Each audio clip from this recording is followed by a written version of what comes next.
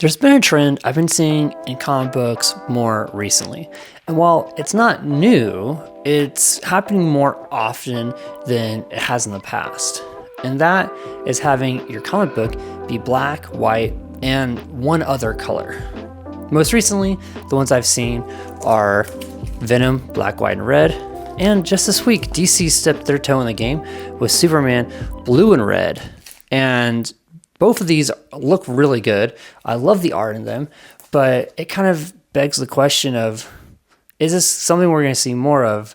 Is it coming back? And what's the future look like for this? So let's dive in. So while these two books are the ones I picked up this week that are black, white, and an additional color, or in Superman's case, it's like blue, red, and white, I guess. There's a little bit of black in there. There's other books this year that are doing the same thing. Post Malone's Big Rig is black, white, and red. There is a Boba Fett black, white, and red as well. And this is a really cool way that I think artists and storytellers are trying to have us look at characters in different ways and to emphasize different things in these books. In some of these books, the only thing that's red is blood, or things that they really want to draw your attention to. So you have to kind of like use the storytelling aspects of it a little bit differently, and you draw things a little bit differently as well, because you can't really rely on color to communicate some things. So you draw more in the details of characters and the backgrounds, the scenery, that kind of stuff, to kind of make the world feel a little bit more full. Now, whether I'm right or wrong, the first time I saw a black, white, and red comic book, it instantly reminded me of manga, thinking, are we trying to combine manga and American or classic comic book storytelling together? And I don't think we are. I think because manga has always been black and white, and it's done that because it's cost effective, it might just be something that we're trying to dabble in a little bit too, to be cost effective as well, because comic books can be kind of expensive.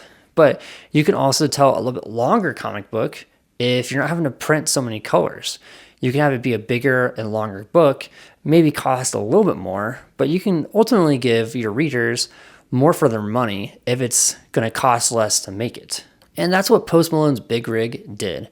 Those books were probably like around $8 or $9, but they were about 2.5 lengths of a regular comic book. So you got more for your money when you were reading one of those. And while I haven't read these two yet, I kind of feel like that's the same vibe. The books are a little bit longer because production costs are a little bit lower. But again, we also get the benefit of using that color to kind of guide us through the book and help us pay attention to specific details. And this isn't anything new. We've had these books. There's been a red, black, and white Harley Quinn, Carnage, and Wolverine, and of course, the classic Sin City. That book is almost 30 years old, maybe even older, and it's been all black and white, and they just use colors sparingly to emphasize different things or different characters. And the style worked so well that they kept it for the movies, which I think that's one of the things that made those movies so cool, is suddenly there's a character with a different color on the screen than everything else. So it makes you pay attention to that color and to that character a lot more.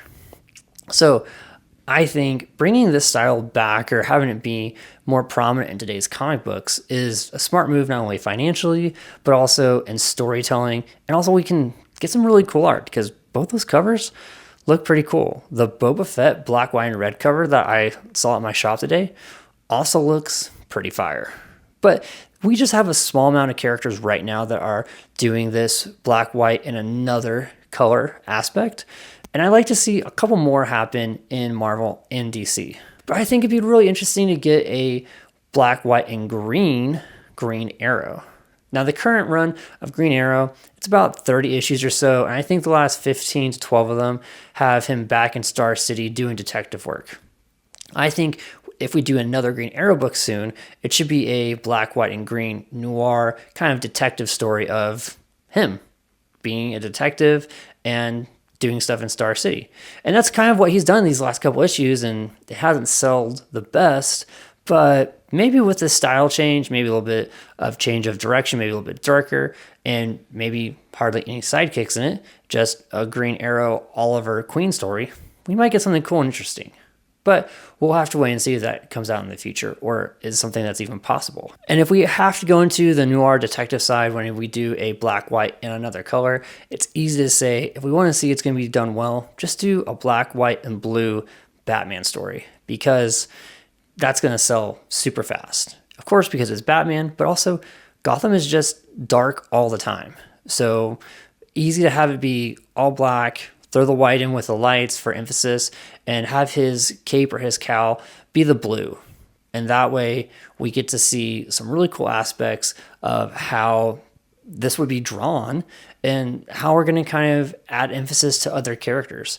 Because not every character has blue. It's really just maybe Batman, depending on his costume, Mr. Freeze, and who else? So that would be a really cool take, but if we have to stay with the black, white, and red aspect, I think Jason Todd would be a really cool story to do. We just had Jason Todd's All-In book get canceled, so I think Red Hood fans want something a little bit more to happen with this character.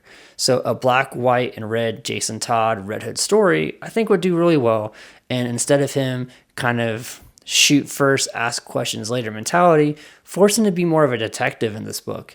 And have that red really just be for his helmet, and that's kind of it.